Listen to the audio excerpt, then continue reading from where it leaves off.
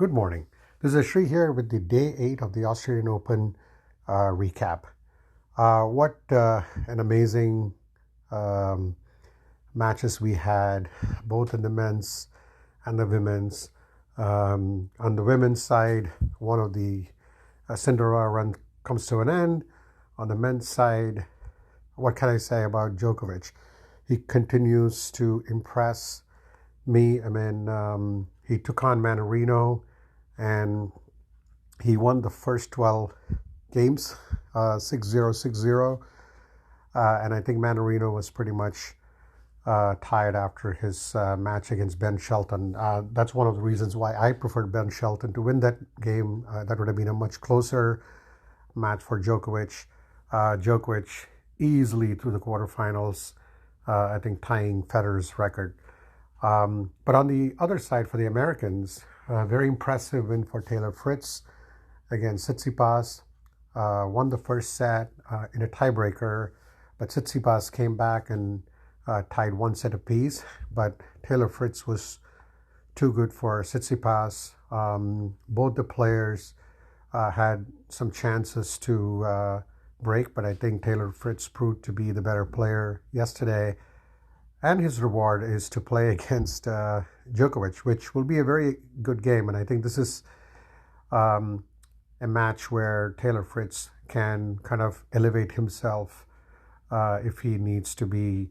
He's definitely one of the best American tennis players out there, and this would really put him on the top. And then quietly, Zverev, he disposed of Mickelson yesterday in 3 sets. So definitely all the good players kind of rising to the top here.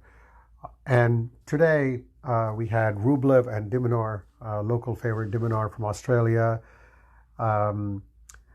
had a 2-1 lead. But the story of this would be, while de Minaur actually won more points, committed less unforced errors, the biggest stat line that would stand out would be the fact that de Minaur had a very tough time, converting the break points, and I think that's where Rublev kind of took advantage. And then in the 5th set, it was just Rublev all the way, bageled de Minaur. So Rublev's will now face Sinner, which again, Sinner is one of the players who has not dropped a single set on his way to the quarterfinals. Sinner has been playing excellent, great article about him in the Wall Street Journal yesterday. I really like Sinner, and Sinner is someone who's actually beaten Djokovic twice, so it would be very interesting to see that. Obviously, we have some good games today with Hurkacz and Medvedev squaring off.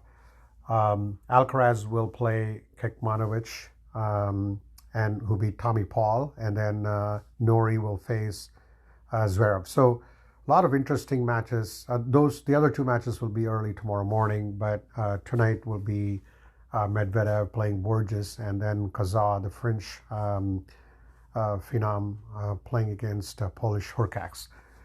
On the women's side of things, I was talking in my monologue about a run coming to an end. Andreeva from Russia, 16-year-old, had an unbelievable run to the 4th round, but fell to Krejcikova in 3 sets, although she did win the first set. Good for her to come through it. I'm sure you'll be hearing a lot more about her in years to come. And then a couple of other matches on tap. Azarenka on tap today, and then Svetlina and Noskova, who actually beat Iga Swiatek playing Svetlina. So really excited for Svetlina too. She's a mom, and I think I'm really excited for her this comeback. She's now 19 in the world. And on Monday,